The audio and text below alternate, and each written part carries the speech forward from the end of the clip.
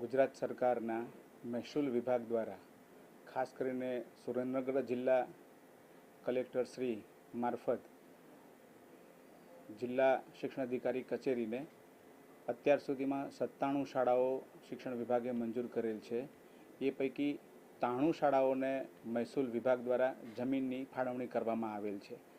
એટલે કલેક્ટર શ્રી દ્વારા ઘણી બધી એવી શાળાઓ છે, એ શાળાઓ અંતરિયાળ વિસ્તારમાં છે, જ્યાં નાગરિકો અને પ્રજાલક્ષી અભિગમ દાખવીને અમને 93 જેવી શાળાઓને જમીન ફાળવી છે।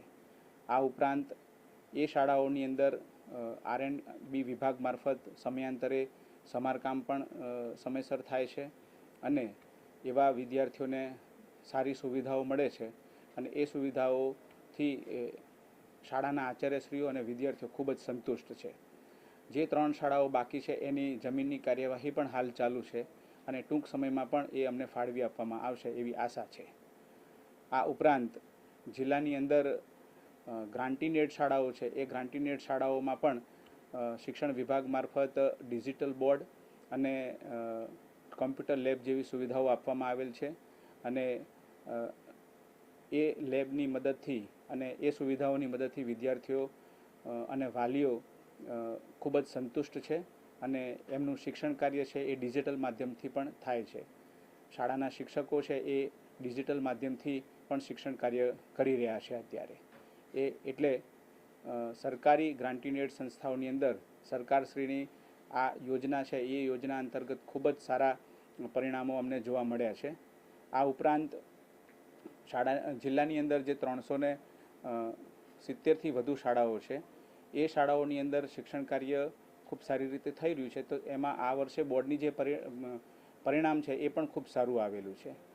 એટલે જિલ્લાની અંદર શિક્ષણ સંદર્ભે ખૂબ સારો માહોલ છે અને માનનીય કલેક્ટરશ્રી મારફત આ સંદર્ભે ખૂબ જ હકારાત્મક પ્રોત્સાહન પણ અમને આપવામાં આવે છે। જિલ્લાની અંદર શાળાઓને જે પણ ભૌતિક સુવિધાઓની જરૂરિયાત હોય છે, તો એ સુવિધાઓ અંતર્ગત અમને આયોજન કચેરી મારફત માન્ય કલેક્ટર શ્રી અમને એ સુવિધાઓ પણ પૂરી પાડવામાં અગ્રેસર રહ્યા છે। વિવિધ તાલુકાઓની વિવિધ શાળાઓની અંદર RO પ્લાન્ટ હોય કે પછી ટ્યુબવેલ હોય કે પછી સ્માર્ટ ક્લાસ હોય, તો આવી અનેક સુવિધાઓ અમને મહેસૂલ વિભાગ મારફત પૂરી પાડવામાં આવેલી છે।